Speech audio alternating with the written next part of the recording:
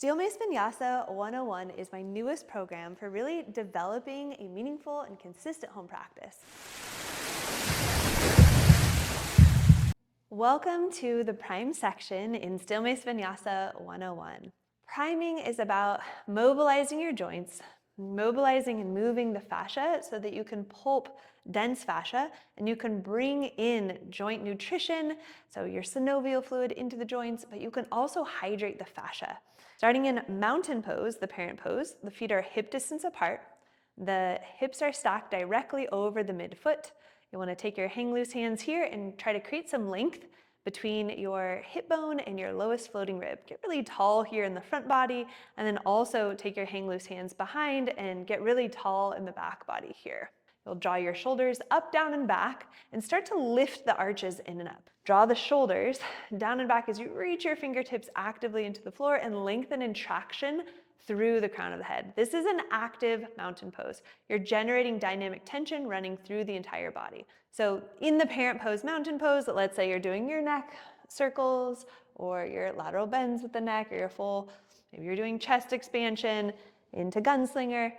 You want to make sure that you are ripping the ground apart and really creating that fascial tension in the legs so that you can generate that fascial tension through the rest of the body and really get the most out of the mobility. The next parent pose is quadruped. So in a quadruped position, you'll start with your hands directly under your shoulders. Really important to spread the fingers wide here and press the tops of the feet down versus going here. When your toes are tucked under, you'll put a lot of undue pressure on the front of the knee bone, which we don't want, so press down through the top of the foot, and it also just helps with your mobility here. You want to maintain a natural S-curve in your spine and find length in the crown of the head versus dropping the head down like so. Next up, we have our kneeling lunge. Kneeling lunge setup looks like this. The feet are hip distance apart, so you want to make sure you're not on a tightrope, losing your balance, but you're really hip distance apart. Take your hang loose hands here, get really long in the front body, long in the back body, press the top of the foot down.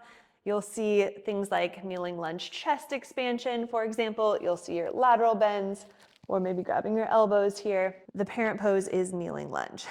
Next, you have chair pose. So in chair pose, you can have your feet either hip distance apart, which is more easy, it's more modified, or in classical asana, you can have the feet together with the knees touching.